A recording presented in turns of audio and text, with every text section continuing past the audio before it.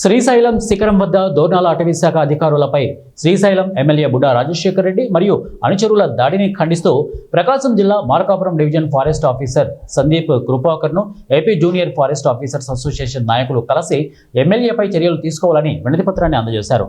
ఈ సంఘటనపై Andhra Pradesh junior forest officers association రాష్ట్ర అధ్యక్షులు శ్రీనివాసులు, ఉపాధ్యక్షులు శశిభూషణ్లు మాట్లాడుతూ ఉద్యోగులపై దాడిని తాము ఖండిస్తున్నామని, ఈ సంఘటనపై ముఖ్యమంత్రికి డిప్యూటీ సీఎంకు ఫిర్యాదు చేస్తామని చెప్పారు. భవిష్యత్తులో ఇటువంటి సంఘటనలు జరగకుండా ప్రభుత్వం కఠినమైన చట్టాలు తేవాలని డిమాండ్ చేశారు. నిన్న జరిగిన సంఘటన అందరికీ తెలిసిన విషయమే. రాష్ట్ర మొత్తంగా ఈ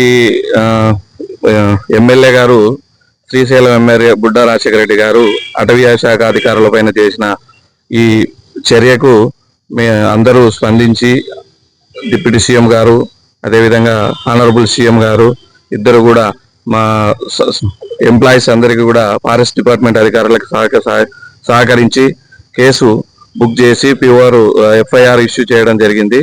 దానికి ఫస్ట్ ముఖ్యమంత్రి గారికి మరియు డిప్యూటీ సీఎం గారికి